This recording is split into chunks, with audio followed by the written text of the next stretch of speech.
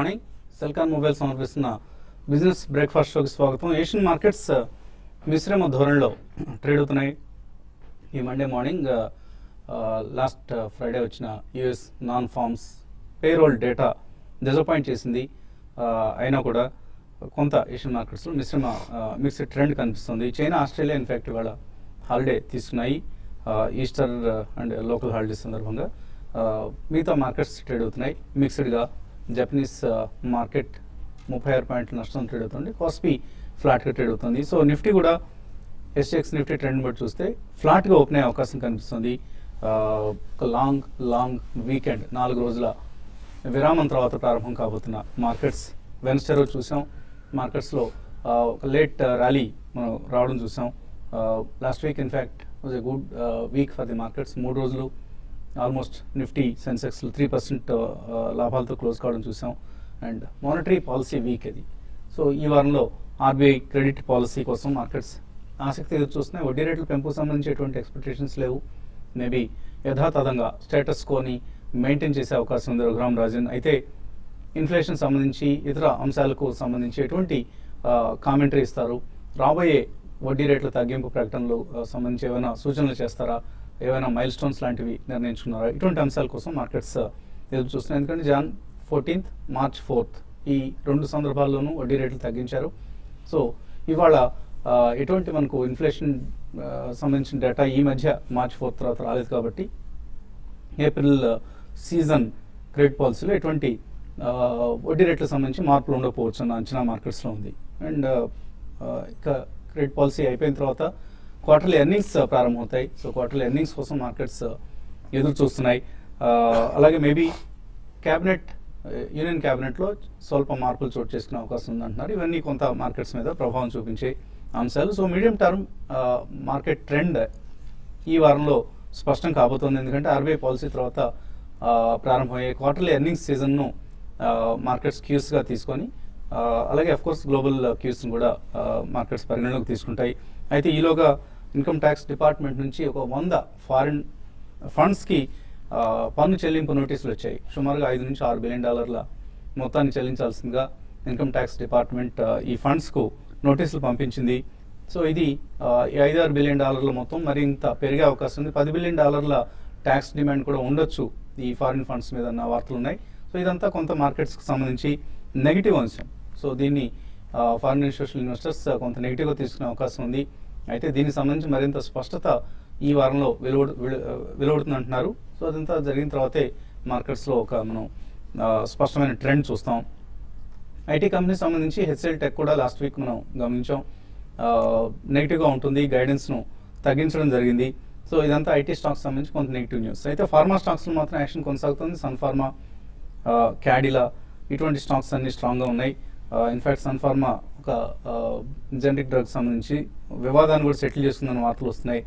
అలాగే అరబిందో ఫార్మాకి స్లైడ్ నఫిల్ అనే ఒక ఇంజెక్షన్ హైపర్ టెన్షన్ డ్రగ్ సంబంధించి యూఎస్ఎఫ్డిఏ నాడు వచ్చిందని వార్తలు వచ్చాయి. టారెంట్ ఫార్మాకి ఎక్స్ఫోర్జ్ అనే జెనరిక్ సంబంధించి యూఎస్ఎఫ్డిఏ నాడు అనుమతి లభించిందన్న వార్తలు వచ్చాయి. ఇవన్నీ ఫార్మా స్టాక్స్లో మనం ప్రస్తుతానికి ఓన్లీ పాజిటివ్ ట్రెండ్ చూస్తుంది. 2 సెక్టర్స్, ఫార్మా అండ్ టెలికాం. ఈ 2 సెక్టర్స్లోనూ పాజిటివ్ ట్రెండ్ కొనసాగే అవకాశం ఉంది. సో ఐటీ సెక్టర్ సంబంధించి కొంత నెగిటివ్ ట్రెండ్ ఉంది. Bank Nifty of course credit policy నేపథ్యంలో కావచ్చు లాస్ట్ వీక్ బుధవారం రోజు స్ట్రాంగ్గా క్లోజ్ కావడం చూసాం, more than 2% లాభంతో.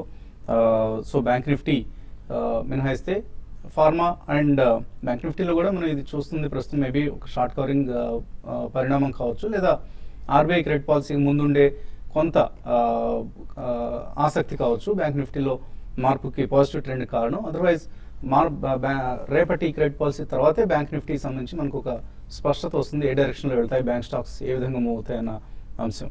సో స్థూలంగా అఫ్కోర్స్ యాడ్ ల్యాబ్స్ ఐపీఓ ఇవాళ లిస్ట్ కాబోతుంది. ₹180 ఇష్యూ ధరకు షేర్లు కేటాయించారు. సో ఏ రేట్ దగ్గర లిస్ట్ అవుతుంది, ఇది కూడా మార్కెట్స్లో కొంత ఆసక్తి కలిగిస్తున్న అంశం.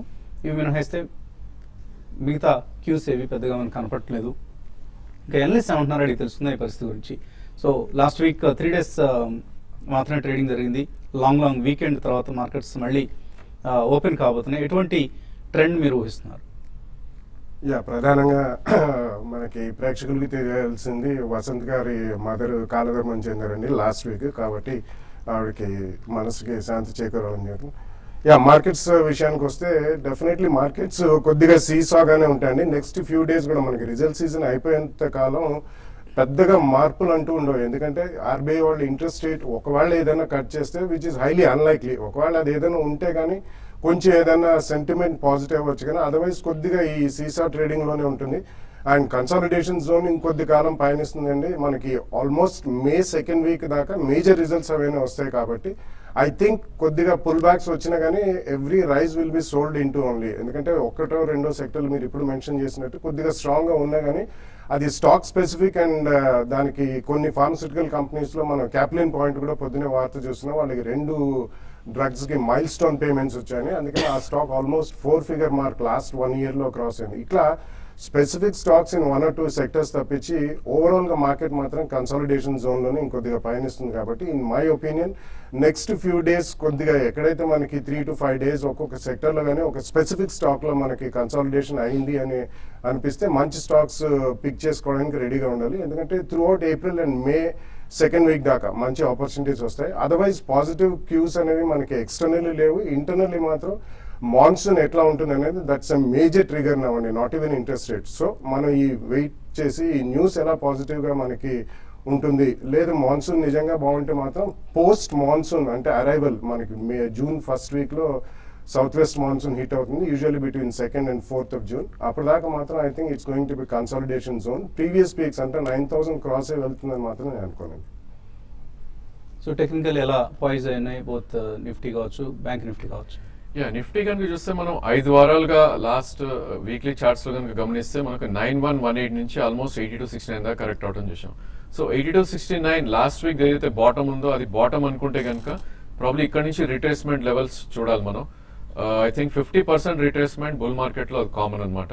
సో ఆల్మోస్ట్ మనం అక్కడ రావటం చూసాం. సో 750 పాయింట్స్ ఏదైతే పడిందో 300-350 పాయింట్స్ ఆల్రెడీ రికవర్ అయింది. ఇక్కడ నుంచి చూస్తే కనుక ప్రాబ్లీ ఇంకో 100-120 పాయింట్స్ దాకా పెరిగే అవకాశం ఉంది. సో అంతకు మించి కనిపించలేదు as of now. But I think 8538 ఏదైతే 100-day మూవింగ్ యావరేజ్ ఉందో దానిపైన ఉన్నంత కాలం ప్రాబ్లీ నిఫ్టీ బుల్లిష్ గా ఉంటుందని చెప్పుకోవచ్చు. అదేవిధంగా లాస్ట్ వీక్ స్లో ఏదైతే ఉందో ప్రాబ్లీ 8380 అది చాలా స్ట్రాంగ్ సపోర్ట్ గా ఉంటుంది. So net on net 8350 and 8725 ఏదైతే 20-day మూవింగ్ యావరేజ్ ఉందో ఆ 2 రేంజ్ లో ట్రేడ్ అయ్యే అవకాశం ఉంది. అదేవిధంగా బ్యాంక్ నిఫ్టీ కనుక చూస్తే మనం నిన్న ఒక బుల్లిష్ ఎంగల్ఫింగ్ ప్యాటర్న్ అంటారు, ప్రాబ్లీ 17,800 నుంచి ఆల్మోస్ట్ 18,600 దాకా పెరగడం చూసాం. సో 800 పాయింట్స్ ర్యాలీ ఆల్రెడీ వచ్చేసింది and it's only about 130 points away from 100-day moving average అని చెప్పొచ్చు. సో 18,730 అండ్ 18,900 మధ్యలో గట్టి రెసిస్టెన్స్ వచ్చే అవకాశం ఉంది బ్యాంక్ నిఫ్టీలో. So sell on rallies maybe 18,950 దగ్గర స్టాప్ లాస్ పెట్టుకుని సెల్ ఆన్ ర్యాలీస్ అని చెప్పొచ్చు యాజ్ ఆఫ్ నౌ. అదేవిధంగా ఇండివిజువల్ స్టాక్స్ ఏవైతే ఉన్నాయో ప్రాబ్లీ వాటిల్లో we need to look at. So ఏవైతే బాటమ్ అవుట్ అయ్యి రివర్సల్ ప్యాటర్న్స్ వచ్చాయో అలాంటి స్టాక్స్ ని మనం బై చేయడానికి చూడాలి. ప్రాబ్లీ ఇండివిజువల్ స్టాక్స్ లో భారత్ ఫోర్జ్, అపోలో టైర్, సెంచురీ ఈ 3 కూడా మంచి బ్రేక్అవుట్స్ రావడం చూసాం, upside breakouts. So every dip లో మేబీ 3 to 5% కరెక్ట్ అవుతే కనుక ఈ 3 స్టాక్స్ బై చేయొచ్చు with about 5% current market price నుంచి స్టాప్ లాస్ పెట్టుకుని ఇక్కడ నుంచి 7 to 8% ఈ సెటిల్మెంట్ లోనే ఈ 3 స్టాక్స్ పెరిగే అవకాశం ఉంది. అండి కాలర్స్ లైన్ ఉన్నారు. ఫస్ట్ కాలర్ రమేష్, హైదరాబాద్ నుంచి. హలో, నమస్కారం అండి. నమస్తే అండి. నా ప్రకారం సంతాపం అండి, ఇప్పుడే బాలాగా చెప్పారు, చాలా విచారకరమైన విషయం అండి. మై డీపెస్ట్ కాండోలెన్సెస్ అండి. Thank you. తర్వాత అండి నేను హెరిటేజ్ ఫుడ్స్ కోసం బాలాగారిని క్వశ్చన్ అడుగుతున్నానండి. నా దగ్గర 390లో 2 షేర్స్ ఉన్నాయండి. అది మరి కంటిన్యూ చేసుకోవచ్చా, పోర్ట్ఫోలియో ఉంచుకోవాలని చెప్పి నేను ఉంచుకున్నాను సార్ లాంగ్ టర్మ్ కోసం. దాని గురించి చెప్పండి సార్. యా, ఉన్నవి ఆల్రెడీ ఉంచండి, అడిషనల్ గా మాత్రం కొనద్దు. ఎందుకంటే హెరిటేజ్ ఫుడ్స్ బేసికలీ అది మనం రీటైల్ కింద మనం తీసుకోవచ్చండి. వాళ్ళ dairy business is also doing very well. అంటే గతంలో కూడా వాళ్ళు రెండింటిని హై ఆఫ్ చేసి సెపరేట్ గా చేయాలని ఒక ఐడియా వ్యక్తపరిచారు, కానీ అది ఇప్పుడు దాకా ఇంప్లిమెంట్ చేయలేదు. కానీ డెఫినెట్లీ ఉన్న స్టాక్ ఉంచండి, లాంగ్ టర్మ్ పోర్ట్ఫోలియోకి బాగానే ఉంటుందండి. బట్ అడిషనల్ మాత్రం యాడ్ చేయదు. ఇప్పుడు తర్వాత కాలర్ లైన్ ఉన్నారు, కర్నూలు నుంచి శ్రీనివాస్. హలో. హలో, అదేండి శ్రీనివాస్. ఐవిసి ఐఎల్ఎన్ఎఫ్ఎస్ ఫైనాన్స్ అండి. ఐఎల్ఎన్ఎఫ్ఎస్ కుటుంబరావు గారు, ఐఎల్ఎన్ఎఫ్ఎస్ ఫైనాన్స్ కుటుంబరావు గారు 25 లో రిఫర్ చేశారు సార్, ఒక 9 months కాదు. ఒక ప్లస్ ఇంకోటి ఎల్డిఎస్ లో అవ్వాలండి, అది ఒక 180 చేస్తాను. 535 లో బై చేసాను సార్. ఇది 2 పొజిషన్ సార్. రెండో స్టాక్ ఏదన్నారు? ఎల్జిఎస్ గ్లోబల్ అండి. LGS, Lanco global solutions. Okay. Island FS and LGS. Island FS basically అది ఒక ప్రైవేట్ ఈక్విటీ కంపెనీ కింద మనం జమ కట్టొచ్చండి. కాబట్టి దాని ప్రాఫిట్స్ అవి లంపీగా ఉంటాయి. సో ఒక్కొక్కసారి ఎవ్రీ క్వార్టర్లీ కన్సిస్టెంట్ పర్ఫార్మెన్స్ అనేది ఉండదు. కాబట్టి వాళ్ళు గతంలో చేసిన ప్రైవేట్ ఈక్విటీ ఇన్వెస్ట్మెంట్స్ ఎప్పుడైనా ఎన్కాష్ చేస్తే ఒక్కొక్క క్వార్టర్లో సాలిడ్ ప్రాఫిట్స్ వస్తాయి. కాబట్టి ఈ స్టాక్లో మీరు ఉండదలుచుకుంటే కొంచెం ఓపిక పట్టాలండి. అదర్వైజ్ మీరు ఎక్కడైనా ట్రేడింగ్ బౌన్స్ వచ్చినప్పుడు ఒకసారి ఇందులో ప్రాఫిట్ బుక్ చేసి బయటకు వస్తే వేరే ప్రైవేట్ సెక్టర్ బ్యాంకింగ్ కంపెనీస్ కానీ లేకపోతే non banking financial services company కానీ బెటర్ అండి. అలాగే ఎల్జిఎస్ సంబంధించి అది ట్రాక్ చేయట్లేదు. ఓకే. మరిన్ని కాల్స్ అలా మెయిల్స్ తీసుకునే ముందు కాసేపు ప్రకటనలు.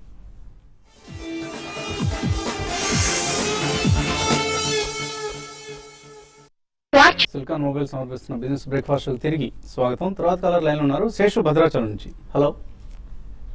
బెస్ట్ కండోలెన్సెస్ టు వసంత్ గారు అండి.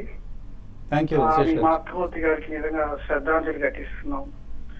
ఈ ప్రపంచంలో అమ్మ అనే పదానికి మనం ఎంతో విలువ ఇవ్వాల్సిన సమయం. ఈ సమయంలో మీరు ఎంతో నిబ్బరంతో ఉండాలి. ఇలాంటి కార్యక్రమాలు మరిన్ని చేయాలి.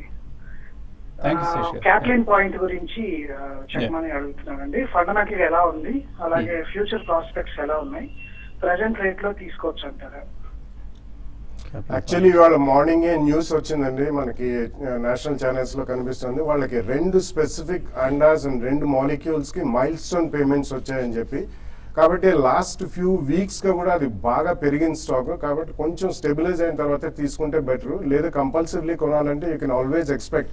ఎందుకంటే న్యూస్ బయటకు వచ్చేసింది కాబట్టి కొద్దిగా రియాక్షన్ అనేది రావచ్చు. లాస్ట్ 1 year అది బాగా భారీగా పెరిగిన షేర్. సో ఇది మాత్రం మీరు దృష్టిలో పెట్టుకోవాలి before you by Caplin point. ఒకవేళ ఈ 2 కమర్షియల్స్ అయితే ఆపర్చునిటీ క్యాన్ బి బిగ్ అండి. అది ఎంత పెద్ద ఆపర్చునిటీ, $8 million అనేది మనం కొద్దిగా ఆచితూచి we have to take a decision. So ఆ రిస్క్ ఒకటి ఉంది కాబట్టి అది గమనించి మీరు తీసుకోదలుచుకుంటే కొంచెం స్టెబిలైజ్ అయిన తర్వాత తీసుకుంటే బెటర్ అండి. తర్వాత కాలర్ హైదరాబాద్ నుంచి రంగస్వామి. Hello sir. అడగండి రంగస్వామి. సార్ ఇది GTL infrastructure and GTL and Switzerland ని ఇప్పుడు లాంగ్ టర్మ్ కోసం బై చేయొచ్చు. సో జీటీఎల్ ఇన్ఫ్రా చాలా కష్టాల్లో ఉన్న కంపెనీ ఇది. I think GTL infra and GTL రెండు కూడా డెడ్ అయిపోయిన స్టాక్స్ అండి. ప్రాబ్లీ ఏ బౌన్సెస్ వచ్చినా కూడా డెడ్ క్యాంట్ బౌన్సెస్ అంటారు వీటిని.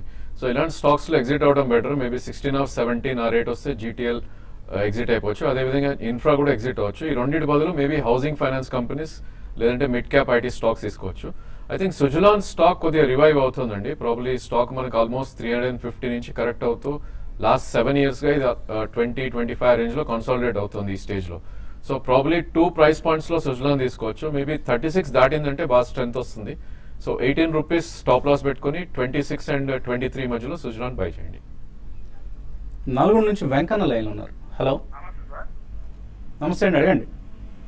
కేయిన్ ఇండియా ఎఫ్ఎస్ఎల్ ఏ రేట్స్ లో కొన్నారు మీరు ఇవి? 360 కొన్నాం సార్ కేయిన్ ఇండియా. ఎఫ్ఎస్ఎల్ 40 కొన్నాం. ఈ రెండు యావరేజ్ చేసుకోవచ్చా ఇక్కడ? లేదు, యావరేజ్ అయితే చేయొద్దండి. ఎందుకంటే క్రెయిన్ డైరెక్ట్లీ క్రూడ్ పెట్రోలియం ప్రైజెస్ తో ముడిపడి ఉంది కాబట్టి ఓవరాల్ గా క్రూడ్ అంత ఆశాజనకంగా లేదు. సో ఐ థింక్ కేయిన్ ఉన్న స్టాక్ కూడా ట్రేడింగ్ బౌన్సెస్ లో ఒకసారి బయటపడిపోతేనే బెటర్ అండి. దానికంటే ఆయిల్ మార్కెటింగ్ కంపెనీస్ డిప్ లో కొనండి. ఇప్పుడే కాదు, HPCL, BPCL, purely refineries and marketing చేసే companies, they are always better అండి. ఓకే అండి. తర్వాత కలర్ లైన్ ఉన్నారు. హలో. హలో. యా, అడగండి. మా సార్ సుయోధన్, ఇది యారో కోటెడ్ ప్రొడక్ట్స్ కొద్దిగా కంపెనీ ఉందా? కంపెనీ మంచి ఫండమెంట్స్ ఉన్న కంపెనీ అవునా కాదా? ఒకవేళ కంపెనీ అదే ఫండమెంట్స్ బాగుంటే ఏ రేట్ లో ఎంటర్ అవ్వచ్చు? యారో కోటెడ్ ప్రొడక్ట్స్ ఫండమెంటల్ ఎటువంటి కంపెనీ ఇది? యా, అంటే యాక్చువల్లీ అది గతంలో చాలా టేక్ ఓవర్స్ కి సబ్జెక్ట్ అది ఏందండి. రీసెంట్లీ మాత్రం ఫండమెంటల్స్ చూడలేదు. బట్ అటువంటి stock I think it's better to avoid అండి. ఎందుకంటే గతంలో ఎన్నోసార్లు న్యూస్ డ్రివెన్ స్టాక్ ఇది బేసికలీ. కాబట్టి ఇన్ మై ఒపీనియన్ ఒకసారి అవాయిడ్ చేయడమే బెటర్ అండి. ఓకే అండి. ఈమెయిల్స్ పరిశీలిస్తే వీరభద్రరావు అడుగుతున్నారు, వెల్స్ వన్ సింటెక్స్ తీసుకున్నారు,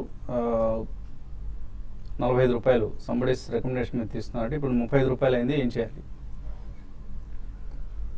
సో ప్రాబ్లీ వీక్ గా ట్రేడ్ అవుతున్న స్టాక్ అండి ఇది. ఐ థింక్ ట్రేడింగ్ బౌన్సెస్ లో ఎగ్జిట్ అవ్వాలి. ఇలాంటి స్టాక్స్ చాలా థిన్లీ ట్రేడ్ అయ్యే స్టాక్స్, వాల్యూమ్స్ కూడా ఎక్కువ ఉండవు. ఇలాంటి వాటిల్లో ఇన్వెస్ట్మెంట్స్ ఇట్స్ నాట్ వర్త్ అండి. అలాగే చాలా మంది రికమెండ్ చేస్తున్నారట, సెయిల్ పరిస్థితి ఏంటి? ఐ థింక్ మెటల్ స్పేస్ మొత్తం అండర్ పర్ఫార్మ్ చేస్తుందండి. సేల్ కూడా it's comes in to metal. So ఇది ట్రేడింగ్ చేస్తూ ఉండాలి ప్రాబ్లీ నెక్స్ట్ 1.5 year దాకా. దీని ట్రేడింగ్ రేంజ్ 78 నుంచి 56 మధ్యలో ఉంది. సో 78 and 80 మధ్యలో సెల్ చేస్తుండాలి. మేబీ 58 నుంచి 60 మధ్యలో బై చేయాలి. పుల్లారావు జాంబియా నుంచి పంపించారు ఈమెయిల్, బయోకాన్ ట్రేడింగ్ కోసం తీసుకోవచ్చా ఇక్కడ? ఐ థింక్ మొన్ననే ఒక మంచి బ్రేక్అవుట్ రావడం చూసామండి. 200-day మూవింగ్ యావరేజ్ పైన కూడా ఐ థింక్ ట్రేడ్ అయింది విత్ వాల్యూమ్స్. సో ప్రాబ్లీ ఇంకొద్దిగా బౌన్స్ అయ్యే ఛాన్స్ ఉంది. మేబీ ఇక్కడ నుంచి 500-520 దాకా వెళ్ళే ఛాన్స్ ఉంది. బట్ స్ట్రిక్ట్లీ 436 స్టాప్ లాస్ పెట్టుకుని బై చేయండి. వెంకట్ బెంగళూరు నుంచి అడుగుతున్నారు, టిమ్కెన్ 1 lakh రూపీస్ ఇన్వెస్ట్ చేద్దాం అనుకుంటున్నారు. ఇందులో మంచి ఐడియా అయినా లాస్ట్ 3 weeks నుంచి ఈ స్టాక్ అడుగుతున్నారు. 550లో ఆయన అడగటం బిగిన్ చేశారట. ఇప్పుడు 640 అయింది. ఏం చేయమంటారు? యా, లాస్ట్ వీక్ కూడా మీరు చాలా స్ట్రాంగ్ పర్ఫార్మెన్స్ చూసాను. It's among the top 5 companies in terms of ball bearings and different kind of bearings. It's an American company అండి, మల్టీనేషనల్. కాబట్టి కొంచెం చిన్న ప్రైస్ స్టెబిలైజేషన్ గురించి చూడండి. లాంటి 2 or 3 price points with 10 to 15 correction మీరు కొనుక్కోవచ్చు.